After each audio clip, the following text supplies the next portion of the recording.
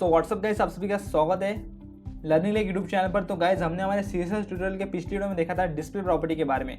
तो आज के इस वीडियो में हम बात करने हैं सीएसएस पोजीशन प्रॉपर्टी के बारे में। तो जल्दी से इस वीडियो को स्टार्ट करते हैं। तो लेकिन उससे पहले आपसे एक रिक्वेस्ट है कि इस प्लेलिस्ट को अब तक एक्सेस नहीं किया होगा, जरूर से इस प्लेलिस्ट को एक्सेस कर लीजिए ताकि आपको बेसिक कंसेप्ट यहाँ पर समझ में आ जाए HTML और CSS के, और सभी वीडियोज यहाँ पे आपको मिलते जाएंगे।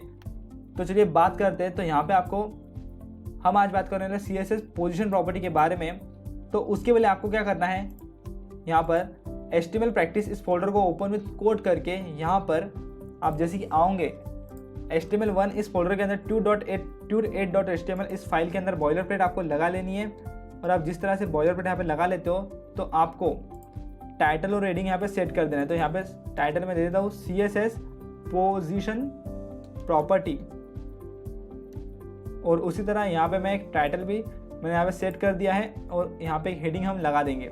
तो हेडिंग में भी मैं इस लाइन को सेंड कर देता हूँ। तो देखिए मैंने यहाँ पे सेट कर दिया है, और यहाँ से आप गो लाइव करोगे तो आपकी वेबसाइट आपको यहाँ पे दिखाई देने लगेंगी। तो देखिए CSS पोजीशन प्रॉपर्टी आपको यहाँ पे दिखाई दे रहा है। अब मैं क्या करता हूँ, यहाँ पे मुझे यहाँ पे क्या करना है, 4 डिव बनाने के। तो डिव डॉट यहाँ पे बॉक्स, और उसके बाद में हैश बॉक्स और इंटू 4 मैं 4 डिव बनाने जा रहा हूँ यहाँ पे, जिनका आईडी रहेगा बॉक्स 1 पहले वाले का, दूसरे का बॉक्स 2, थर्ड का 3 और फोर्थ का 4। इस तरह से मैंने आईडी बना दिया है, और क्लास हम सेम रखते हैं हमेशा। और उसी तरह यहाँ पे मैं 1 2 3 डाल देता हूँ। तो इस तरह से मैंने देखिए यहाँ पे बॉक्स बना लिए, लेकिन इन्हें कोई भी हाइट और विड्थ मैंने प्रोवाइड नहीं की, इसके लिए इस तरह से दिखाई दे रहा है। लेकिन अब मैं क्या करता हूँ, इसे CSS प्रोवाइड करता हूँ, यानी कि हाइट विड्थ प्रोवाइड करते हैं हम। तो इन्हें मैं सिलेक्ट करूँगा इनके क्लास नेम से। तो बॉक्स में लिखता हूँ जैसे ही डॉट बॉक्स, और कर्ली ब्रेसेस के अंदर मैं लिखूंगा विड्थ 500 पिक्सल, यहाँ पे 100 पिक्सल, और उसके बाद में हाइट जैसे हम अप्लाई करते हैं 100 पिक्सल, और मैं इसे सेव करता हूँ।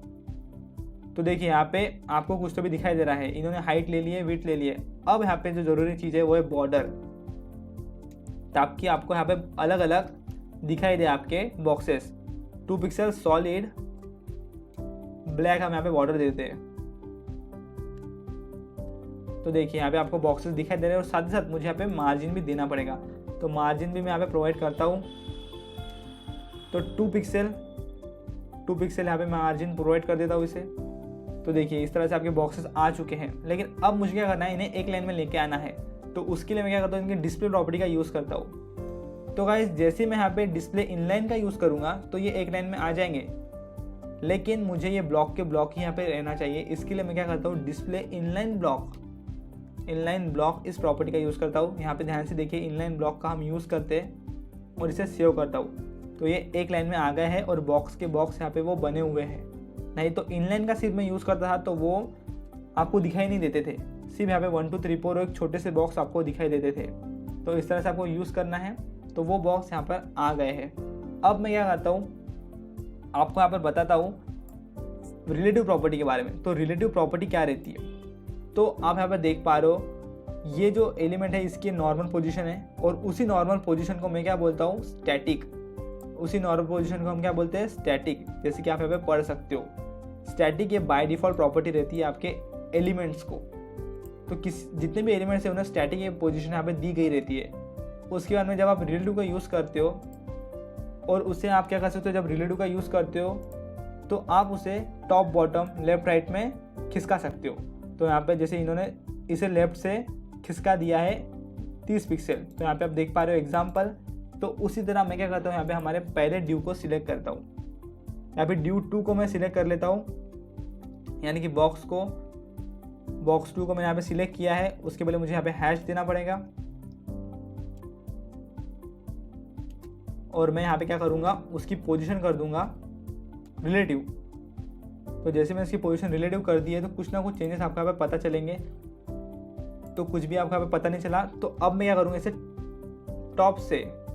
टॉप से मुझे इसे सरकाना है 60 पिक्सल, और लेफ्ट से मुझे इसे सरकाना है 60 पिक्सल। तो देखिए आपका जो ड्यू 2 था यानी बॉक्स 2 था वो टॉप से यानी कि यहाँ से उसकी जो पोजीशन थी रिलेटिव, यहाँ से जहाँ पे जो नॉर्मल पोजीशन थी वहाँ से वो 60 पिक्सल नीचे आ चुका है, और लेफ्ट से भी यानी कि यहाँ पे उसकी नॉर्मल पोजीशन थी तो यहाँ से वो 60 पिक्सल नीचे आ चुका है, यहाँ से और यहाँ से आप देख पा रहे हो। तो इस तरह से आप रिलेटिव का यूज़ करते हो, वो उसकी नॉर्मल पोजीशन से खिसकता है राइट लेफ्ट। तो इस तरह से आप यहाँ पे प्रोवाइड कर सकते हो टॉप बॉटम। उसके बारे में बात करते हैं ऑब्सोल्यूट प्रॉपर्टी के बारे में। तो ऑब्सोल्यूट प्रॉपर्टी के बारे में यहाँ पे आपको बता दिया गया है। तो ऑब्सोल्यूट प्रॉपर्टी क्या करती है, पेरेंट के हिसाब से खिसकते रहती है, यानी कि जब आपका जो ये पेज है ये इन सभी बॉक्सेस का क्या है, पेरेंट है। ये आप जो वाइट पेज देख पा रहे हो ना, ये इतना बॉक्स, तो ये इनका पेरेंट है। तो उनके हिसाब से जब आप किसी भी एलिमेंट को ऑब्सोल्यूट प्रॉपर्टी अप्लाई करते हो तो वो क्या होता है, उसके पेरेंट के हिसाब से यहाँ पे मूव होता है, उसको पोजीशन हम उसके पेरेंट के हिसाब से करते हैं। ये जो हुआ था ड्यू टू, ये तो उसके नॉर्मल पोजीशन के हिसाब से पोजीशन हुआ था, लेकिन जो ऑब्सोल्यूट रहने वाला है वो उसके पेरेंट के हिसाब से पोजीशन होगा। जैसे कि मैं यहाँ पे ड्यू बॉक्स 3 को आपको करके दिखाता हूँ। तो अब बॉक्स 3 को मैं क्या करता हूँ, पोजीशन करता हूँ ऑब्सोल्यूट। तो जैसे मैं ऑब्सोल्यूट कर दूंगा और उसके बाद में मुझे इसे करना है टॉप से 5 पिक्सल, सिर्फ 5 पिक्सल।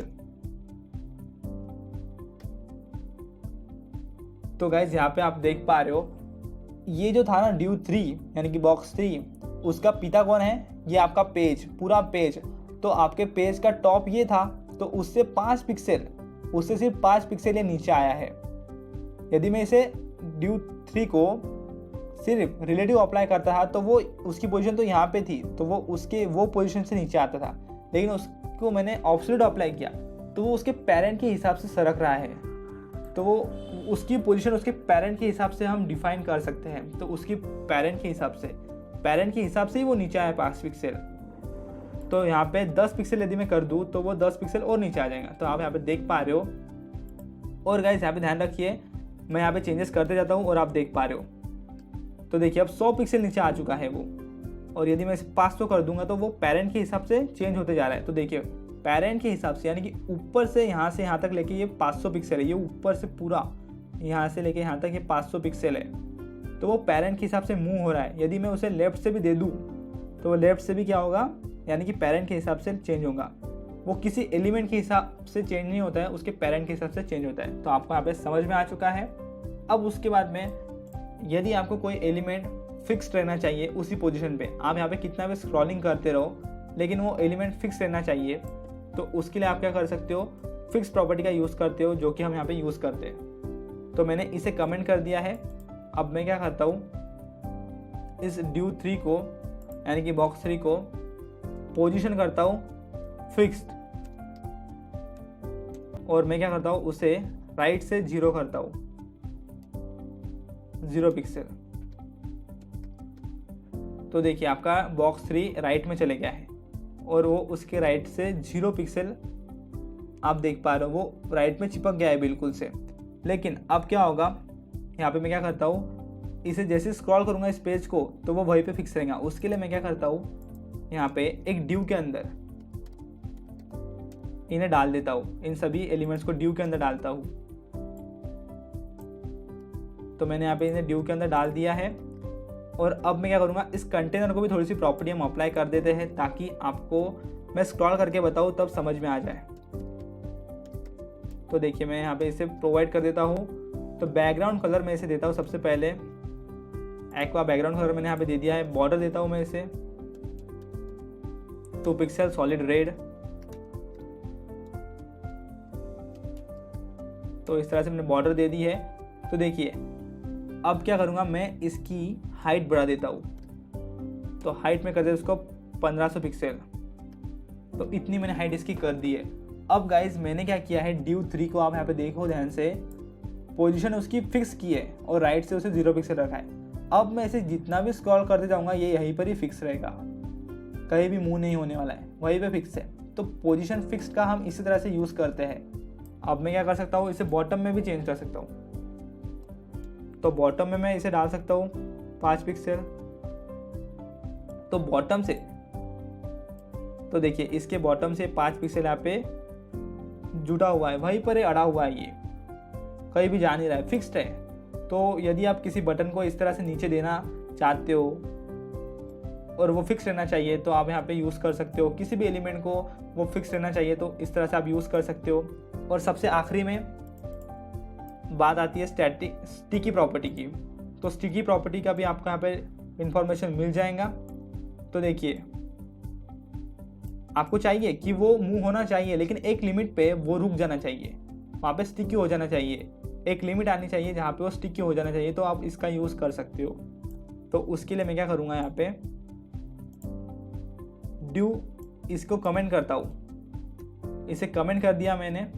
और यहाँ पे मैं आपके लिए कुछ नोट भी लिख देता हूँ ताकि आपको समझ में आ जाए। तो गाइज यहाँ पे मैंने नोट बना दिए आपके लिए, और देखिए मैंने इन्हें कमेंट किया था, इसके लिए ये अपने नॉर्मल पोजीशन पे आ चुका है। अब मुझे क्या करना है, इसे स्टिकी करना है। तो मैं पोजीशन स्टिकी करता हूँ। ड्यू 3 को हम यहाँ पे कर रहे हैं, तो स्टिकी पोजीशन का मैं अप्लाई करूँगा। तो स्टिकी करना है मुझे इसे, और मुझे इसे टॉप से सरकाना है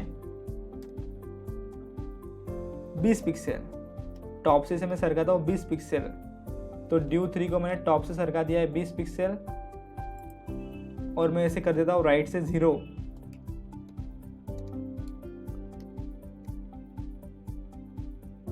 तो देखिए आपका ड्यू 3 आप यहाँ पे देख पा रहे हो,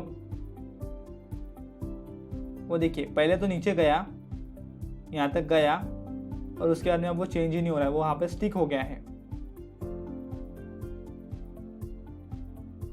तो उतना तो वो मूव हुआ, मैंने टॉप से 20 पिक्सल उसे किया, तो वो जैसे ही 20 पिक्सल आएगा तो वहीं पर ही रुक जाएगा। 20 पिक्सल होने के बाद, यानी कि देखिए यहाँ से 20 पिक्सल होने के बाद वो वहीं पर ही रुक जाएगा। देखिए स्टिकी हो गया है, आप स्क्रॉल करते जा रहे हो, 20 पिक्सल हुआ तो वहीं पे रुक गया है। तो इस तरह से आप स्टिकी का भी यूज़ कर सकते हो। यदि आपको कोई भी डाउट है तो आप यहाँ पे पढ़ भी सकते हो, इनका एग्जांपल आप देख सकते हो। यहाँ पे फिक्स्ड का एक एग्जांपल मैं यहाँ पे बता देता हूँ आपको। तो देखिए फिक्स्ड का एग्जांपल इन्होंने भी नीचे दिया है। ये देखिए मैं जिस तरह से स्क्रॉल कर रहा हूँ ये यहीं पर ही फिक्स है, इससे कोई फ़र्क नहीं पड़ रहा है, यहीं पर ही बॉक्स फिक्स हो गया है, नीचे आप देख पा रहे हो। तो इस तरह से फिक्स का आप यूज़ कर सकते हो। स्टिकी का कैसा रहता है, तो स्टिकी के लिए हम क्या करते हैं, उसे लिमिट तक उसे हम क्या करते हैं, लिमिट देते हैं कि इतने देर तक ये यहाँ पे चेंजेस हो सकते हैं उसमें, और उसके बाद में वहीं पर स्टिकी हो जाए। तो देखिए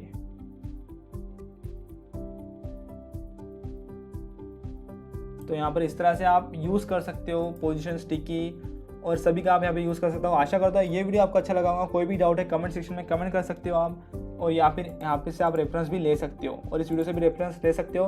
तो मिलते हैं वीडियो में, तब तक के लिए जय हिंद, वंदे मातरम।